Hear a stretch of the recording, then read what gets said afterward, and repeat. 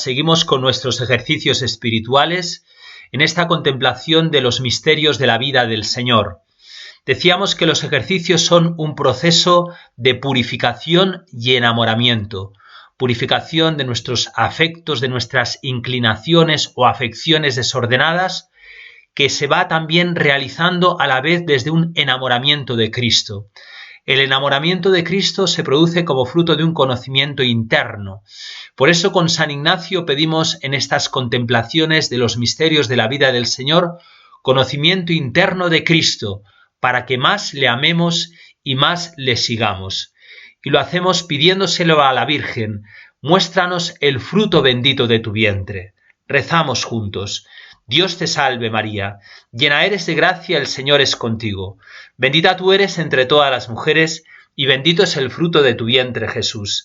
Santa María, Madre de Dios, ruega por nosotros pecadores, ahora y en la hora de nuestra muerte. Amén. Ave María Purísima, sin pecado concebida. Nos acercamos a contemplar la vida del Señor en Nazaret. Sabemos muy poquito de esa vida y sabemos mucho. Poquito porque apenas se nos dice en el Evangelio que Jesús se retiró a su casa y fue creciendo, sometiéndose a sus padres en estatura, edad y gracia. Y sabemos mucho porque fueron muchos años de la vida del Señor. Y si todos los misterios de la vida del Señor son salvadores, evidentemente los misterios de la vida de Nazaret, que son la gran parte del tiempo de la vida en la tierra de nuestro Señor, son todos salvadores. Vamos a fijarnos en algunos hechos que suceden en Nazaret que nos pueden ayudar a conocer más a Jesucristo y a identificarnos con Él en nuestra vida. En primer lugar, en Nazaret hemos de contemplar la vida ordinaria del Señor. El Señor quiso vivir una vida común, la vida ordinaria en la que transcurre el día a día de la mayor parte de las personas. Solamente hay algunas personas que tienen continuamente una vida extraordinaria, pero la mayor parte del pueblo de Dios viven una vida ordinaria, una vida en un hogar, una vida con un trabajo, una vida de relaciones familiares y de relaciones sociales. El Catecismo de la Iglesia Católica en el número 531 nos lo dice así: Jesús compartió durante la mayor parte de su vida la condición de la inmensa mayoría de los hombres, una vida cotidiana sin aparente importancia, vida de trabajo manual, vida religiosa judía sometida a la ley de Dios, vida en la comunidad. De todo este periodo se nos dice que Jesús estaba sometido a sus padres y que crecía en sabiduría, en estatura y en gracia ante Dios y ante los hombres. Mirar a Jesucristo en esa vida ordinaria y querer nosotros enamorarnos de la vida ordinaria, saber que allí donde el Señor nos ha puesto es donde quiere santificarnos. La planta crece donde es plantada y el Señor nos ha plantado a la mayor parte de nosotros en este momento en el seno de una comunidad, de una vida familiar, de una vida sencilla. Santa Teresita había puesto su mirada precisamente en esta vida sencilla de Nazaret, que tanto le atraía por su sencillez y tanto le ayudaba en su crecimiento espiritual. Así se recoge en sus últimas conversaciones. Decía: lo más ejemplar para mí cuando pienso en la Sagrada Familia es imaginarme su vida del todo corriente. No es lo que suele decirse. Y se supone que el niño Jesús, por ejemplo, después de haber modelado con tierra figuras de pájaros, les diese su vida con aliento. No, el niño Jesús no debía hacer milagros inútiles. Si no, y es más natural, ¿por qué no fueron llevados milagrosamente a Egipto, cosa tan fácil para Dios? En un abrir y cerrar de ojos habrían estado allí. Pues no, es que su vida fue en todo como la nuestra. ¿Y cuántos sinsabores y decepciones?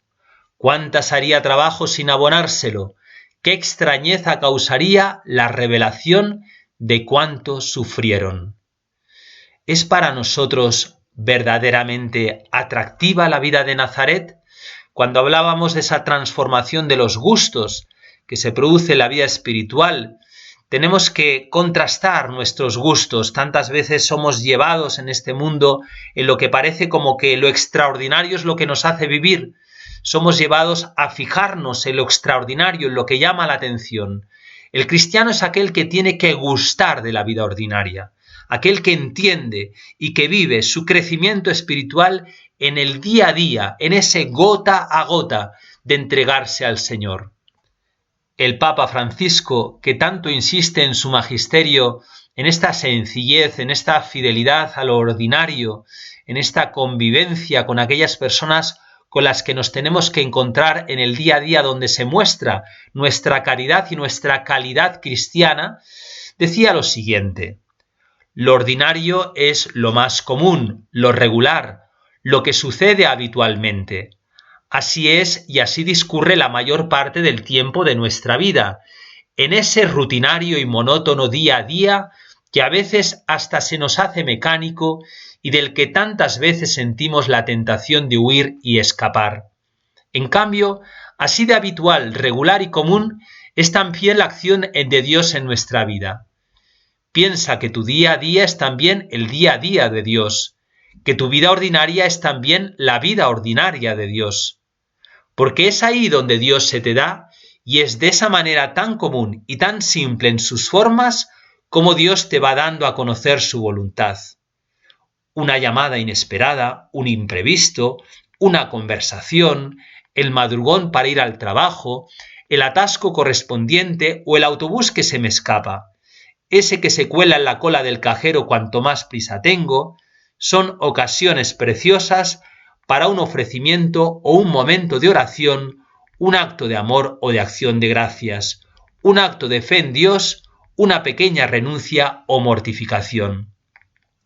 Tendemos naturalmente a buscar esa irresistible fascinación de lo espectacular y aparatoso, de lo extraordinario y fuera de lo común, haciendo del milagro o de la lotería casi un ideal. Nada más ajeno al estilo del Evangelio.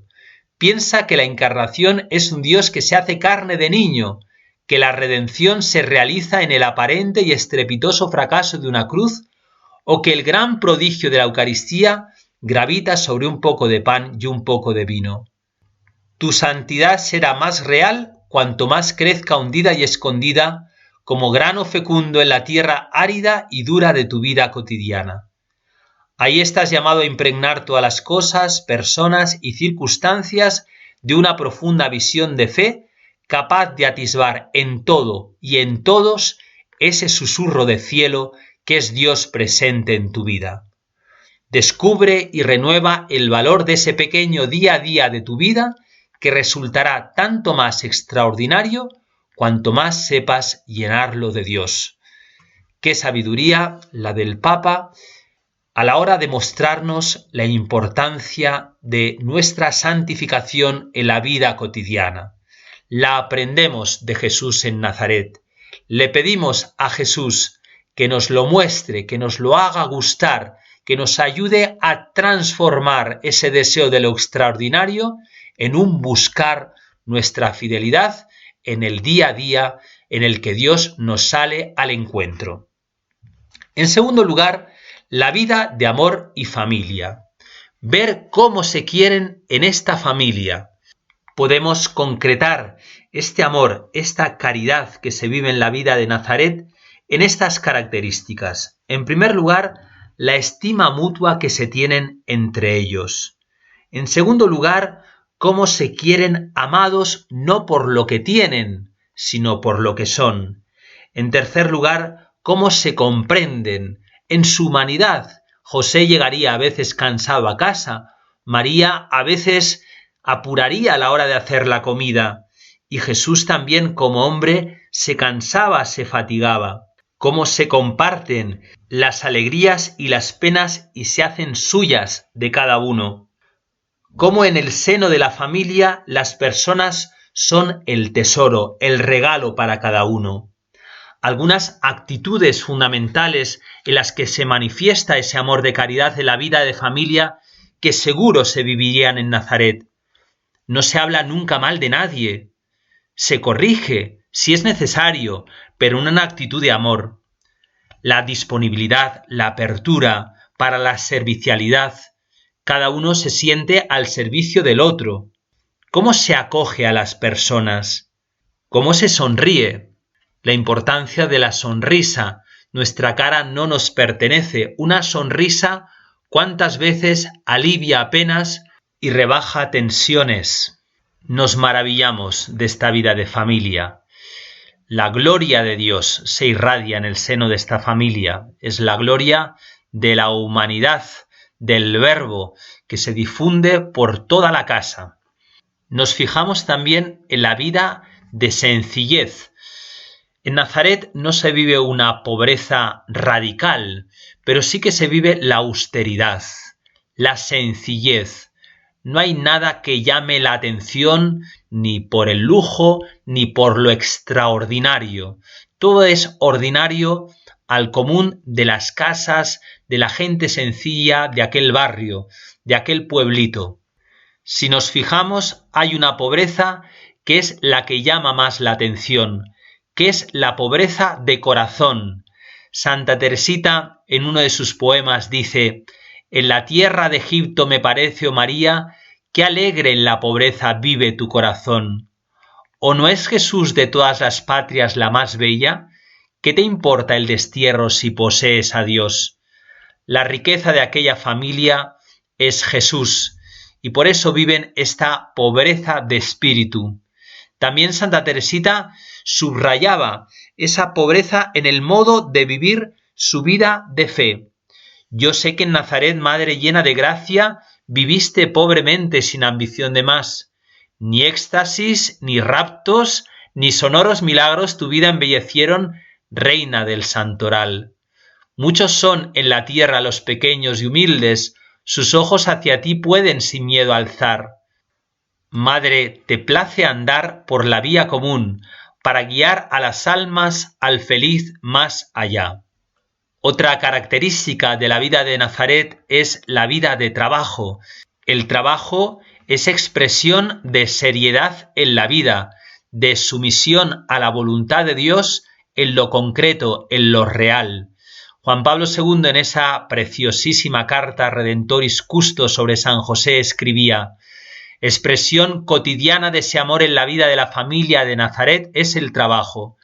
Esta sumisión, es decir, esta obediencia de Jesús en la casa de Nazaret, es entendida también como participación en el trabajo de José. Si la familia de Nazaret, en el orden de la salvación y la santidad, es ejemplo y modelo para las familias humanas, también lo es análogamente el trabajo de Jesús al lado de José el carpintero. Junto con la humanidad del Hijo de Dios, el trabajo ha formado parte del misterio de la Encarnación y también ha sido redimido de modo particular. Todos estos aspectos de la vida de Nazaret están envueltos, están iluminados por una profunda vida de fe. El Papa Juan Pablo II, en esa carta encíclica Redentoris Mater, hablaba de la Virgen María como peregrina en la fe. Esta familia es una familia peregrina en la fe. José y María peregrinan en la fe, van creciendo en la fe, viven de fe.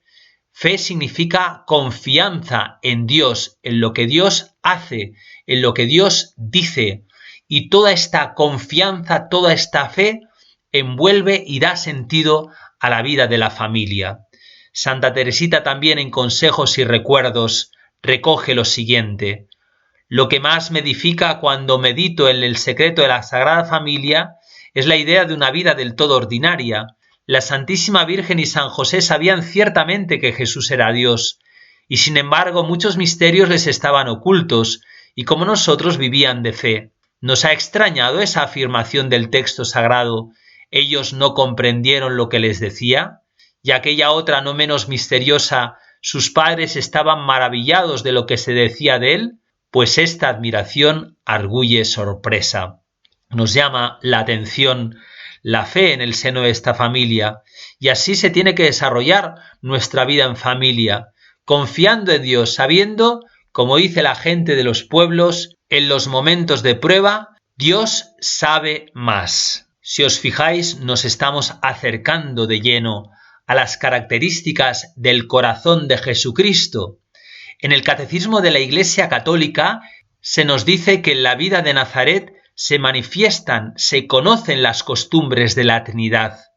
En la vida de Nazaret conocemos el latido del corazón de Dios, el latido del corazón de Cristo. Y este latido nos hace ver todo ese misterio que se vive en Nazaret como misterio de redención. Nazaret es verdaderamente el corazón redentor de Cristo. Así nos redime Cristo y así quiere Cristo que entremos en esa corriente de la redención en medio de nuestra vida ordinaria, en nuestros quehaceres cotidianos.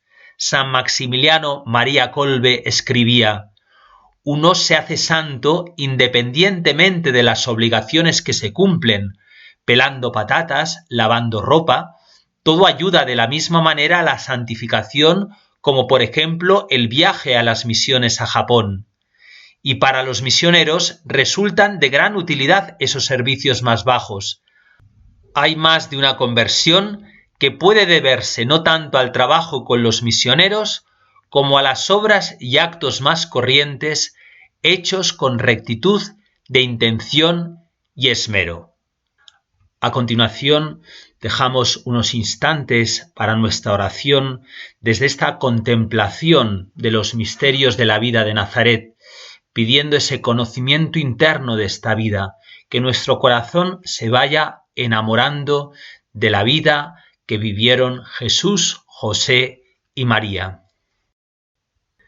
Dedicamos esta segunda parte de nuestra meditación a la contemplación en particular de la figura de San José, el padre de familia, el esposo de la Virgen María, el custodio del Redentor, proclamado por la Iglesia patriarca de la Iglesia Universal. Y en esta escuela de Santa Teresita, en la que estamos viviendo nuestros ejercicios espirituales, nos acercamos a San José como modelo del abandono confiado.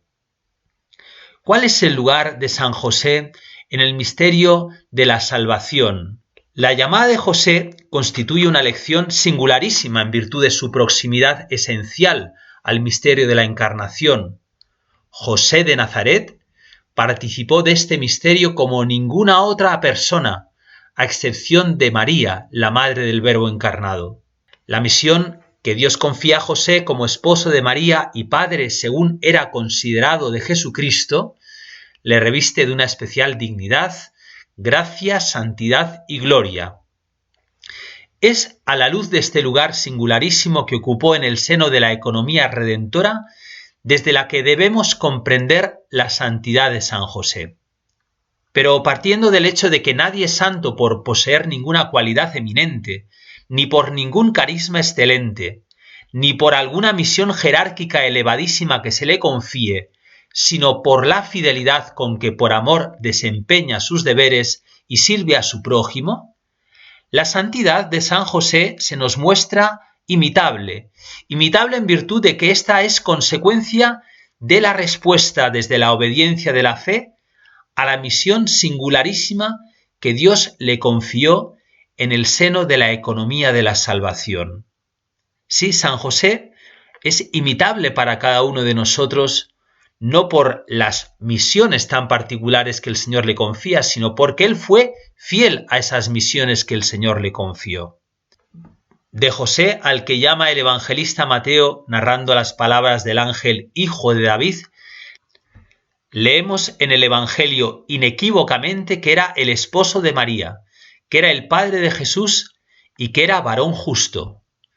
Los dos primeros títulos hablan de su dignidad de asociado a la encarnación redentora.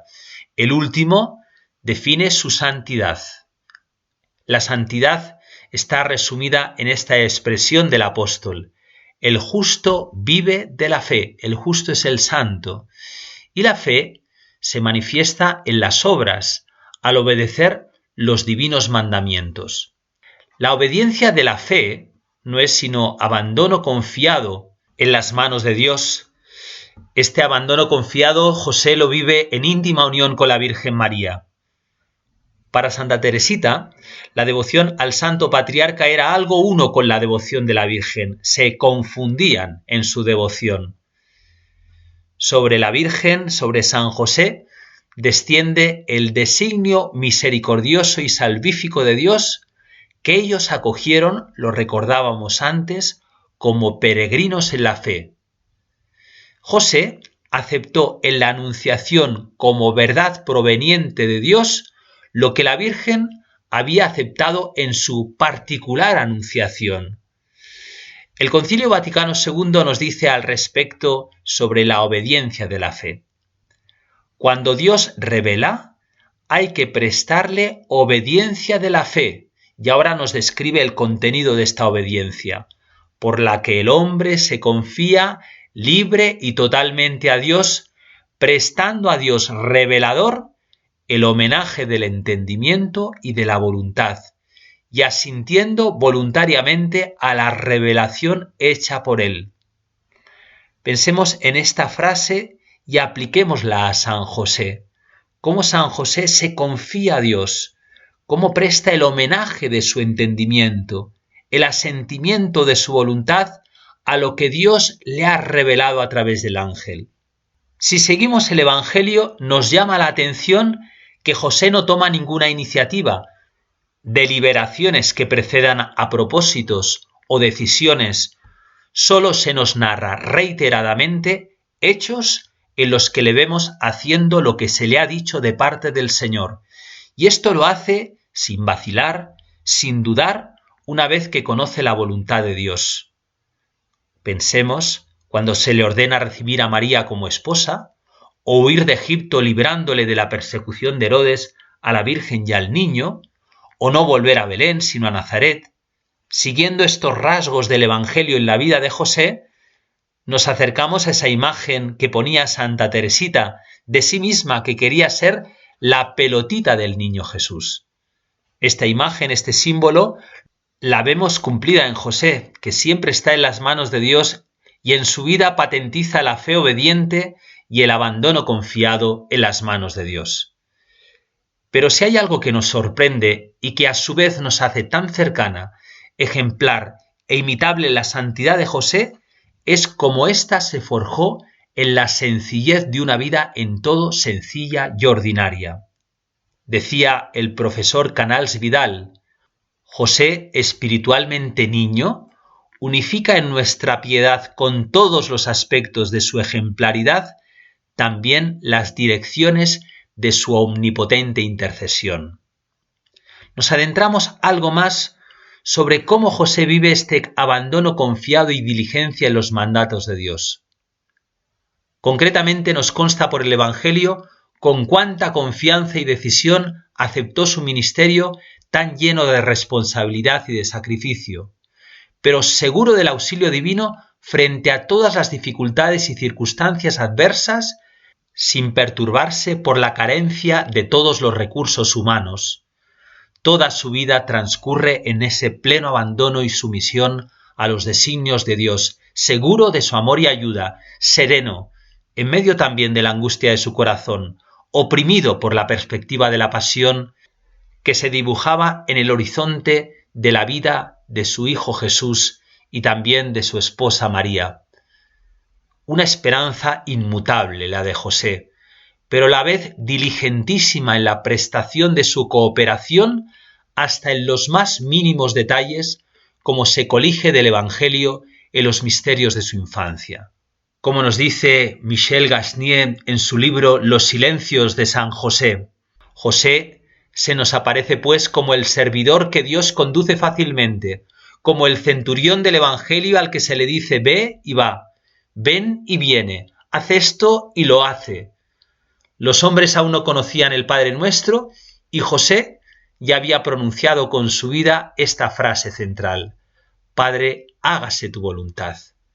Él sí que había comprendido que para los seres creados la verdadera sabiduría consiste en vivir de acuerdo con su Creador a semejanza del Hijo de Dios, que al venir a este mundo se ofreció en oblación con aquella expresión: aquí estoy, Padre, para hacer tu voluntad. Así José, a cada consigna del cielo se entrega a su cumplimiento como un niño, es dócil a todas sus llamadas, rápido en responder a todos sus trabajos, a todas las pruebas, a todos los sacrificios. Él ha puesto toda su vida en manos de Dios. Está siempre a la escucha, al acecho de sus mandatos. No sabe a dónde le conduce Dios, pero le basta saberse conducido por Él. Jamás desfallece en su misión, no regatea, no tergiversa, no objeta nada, no pide explicaciones. No se irrita, no se queja cuando se le trata aparentemente sin miramientos y solo se ve iluminado en el último momento. No retarda José el momento de entregarse. Él va hasta el fin en el cumplimiento de su deber sin dejarse intimidar por nada. Así le vemos en Belén buscando posada en la noche del nacimiento de Jesús, y allí en Belén permaneció después a pesar de la extremada indigencia para ocultar a la curiosidad de sus vecinos el misterio de la concepción de Jesús. Poco después, el ángel del Señor le amonesta en sueños: levántate, toma al niño y a su madre y huye a Egipto, y estate allí hasta que yo te avise, porque Herodes ha de buscar al niño para matarle. Al instante lo vemos cómo se levanta, prepara un asnillo con las provisiones imprescindibles y emprende en la oscuridad con Jesús y María el camino hacia tierras extranjeras totalmente desconocidas. En Egipto vemos cómo José gana en silencio y oscuridad, con el esfuerzo de sus manos, el pan de cada día para aquellos dos seres divinos que Dios ha puesto en su custodia. ¿Cómo resplandece en San José su confianza y su abandono en la providencia de Dios, y su diligencia y su fidelidad en el cumplimiento de sus deberes, siempre animado por la más viva esperanza sobrenatural? El misterio al que Dios ha llamado a José implica una grandísima responsabilidad y le impone deberes inmensamente superiores a sus fuerzas, procurándole, y así lo tenemos que imaginar a José, con inquietudes, dificultades y toda suerte de trabajos. Y él siente su impotencia. Pero confía a Dios. Dios es la única esperanza para José.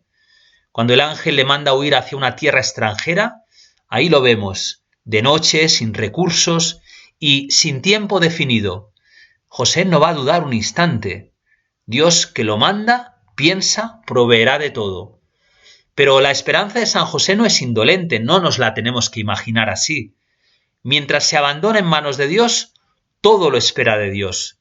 Y José no se descuida, actúa y trabaja siempre, de día y de noche, para tratar de proveer las necesidades humanas del Hijo de Dios y de su madre. ¿Cuál es el secreto de este abandono confiado de José en las manos de Dios? Secreto que nos envuelve, que nos atrae, que nos seduce: su humildad. José vive en toda su vida el abandono confiado en las manos del Padre. Y el abandono tiene por raíz una fe inquebrantable en la paternidad divina, cuya providencia, toda ella amor y misericordia, todo lo encamina al mayor bien de sus hijos. Pero este abandono es formalmente el acto supremo de la virtud de la esperanza, que encuentra su coronación en el amor. ¿A quién da Dios la esperanza? A los humildes. Aquí nos detenemos de nuevo en una expresión que recogíamos el otro día de Santa Teresita, de en qué consiste la humildad. Decía ella: ser pequeño es reconocer la propia nada, esperarlo todo de Dios como un niño pequeño lo espera todo de su padre. Es no inquietarse por nada. Aun entre los pobres se da al niño lo que necesita, pero enseguida que ha crecido su padre no quiere sustentarlo más. Decía ella: permanezco pequeñita, y esto nos lo imaginamos en San José, pequeñita sin otra ocupación que la de ofrecer flores, las flores del amor y del sacrificio. Ser pequeño es no atribuirse a sí mismo las virtudes que uno practica, creyéndose capaz de alguna cosa, dice Santa Teresita, sino reconocer que es Dios quien pone el tesoro de virtud en manos de su hijito, para que se sirva de él cuando tenga necesidad. Pero siempre en el pequeño el tesoro es Dios. Qué fácil nos resulta ver reflejadas en la personalidad de San José las características con las que Santa Teresita describe las actitudes del niño. Es quien reconoce la propia nada, quien lo espera todo de Dios, quien no se desalienta de la propia debilidad. Un solo rasgo falta de la espiritualidad del caminito de Santa Teresita para describir la actitud propia de José: el deseo de pasar desconocida y olvidada. Así decía su hermana la Madre Inés de Jesús de ella: vivía desconocida y deseaba ser tenida en nada. Ese fue el programa de su perfección. Ese fue el programa de San José: vivir desconocido y ser tenido en nada. En Historia de un alma dice Teresita de sí misma: quería que mi rostro, como el de Jesús, estuviese oculto a todos los ojos y que sobre la tierra nadie me conociese. Tenía sed de padecer y de ser olvidada. Y en una carta a su hermana Celina escribe: es menester ser tan pequeño para acercarse a Jesús. Ah, cuán pocas son las almas que aspiran a ser pequeñas y desconocidas. Seguro que Santa Teresita, cuando escribía todas estas cosas, lo primero que se le vendría a la memoria, a la imaginación, sería la vida de la Virgen, la vida de nuestro querido San José. Y también hablando de la humildad, San Agustín decía lo siguiente: el fin que nos proponemos es muy elevado, es Dios a quien buscamos, Dios a quien queremos alcanzar. Él en quien está nuestra felicidad eterna. No podemos llegar a este fin sublime sino por medio de la humildad. ¿Deseas elevarte? Comienza por rebajarte. ¿Sueñas en construir un edificio que se lance hacia los cielos? Procura ante todo establecer su fundamento en la humildad. Este es el fundamento, la roca firme sobre la que se asienta la vida de San José, ese abandono confiado a los mandatos y a los designios providentes de Dios. La humildad se refleja en la sencillez, y si hay algo que podemos decir de San José es que fue un hombre profundamente sencillo. El esplendor, la luz que irradia de su sencillez le hace verdaderamente amable y atractivo. Qué querido es el bueno de San José en la fe de la gente humilde y sencilla. El vigor de José, la madurez de este hombre, resplandece junto a una humildad serena, junto a una pobreza de espíritu equilibrada y atrayente. Él es firme, no tiene nada de engreído, ni de vanidad, ni de autosuficiencia. No hay nada de ambición de grandezas. Él comparte el ideal de pequeñez proclamado por la Virgen. Nadie como San José pudo repetir y practicar las estrofas del Magnificat con mayor sinceridad. Ante el Señor, el gesto de San José siempre es anonadamiento y gratitud. Todo se lo debe y agradece a Él. Nada posee de sí. A Dios se arrima y a Él se confía. Toda la riqueza de José está puesta en la misericordia de Dios. Por eso no se desvanece con la gloria de su elección. Su misma dignidad sin igual de Padre Custodio le abisma hasta la más profunda humildad. Como dice ese libro de Dobrasinski, La sombra del Padre, José se cubría de sombra. Ciertamente su ministerio, grande y excelso como no hubo otro, requería sombra densa. Los apóstoles anunciaron la divinidad de Jesús y con este anuncio adquirieron la gloria del apostolado. Pero el oficio de José fue esconder esta divinidad en la penumbra de Nazaret. Él era la sombra del Padre de los cielos, en cuanto era su representante visible y en cuanto por la apariencia de la paternidad natural encubre la divinidad del Hijo y en el silencio esconde el milagro de la maternidad y virginidad de su esposa. Esta fue la admirable misión de San José: ser sombra y derramar sombra sobre sí y sobre los que le rodeaban, aun sobre el mismo Dios. Su profesión de artesano no le podría granjear mucha consideración social, ni tampoco la deseaba. Se abatió a oficios muy humildes. Quería asemejarse a su hijo, que se había empequeñecido renunciando a los honores que correspondían a su categoría de único Señor, y que siendo infinitamente rico, se había empobrecido para enriquecer al mundo con su pobreza. Esta contemplación que estamos haciendo del abandono confiado de San José en las manos de Dios nos lleva a considerar aquel aspecto en el que se envuelve toda la figura de San José.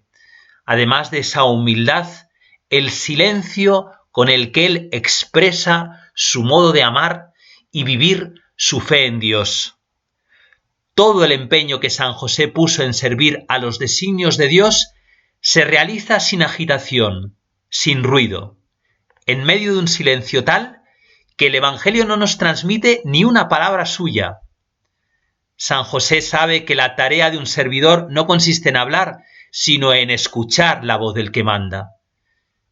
En el silencio, el justo José busca la unión y el contacto con Dios.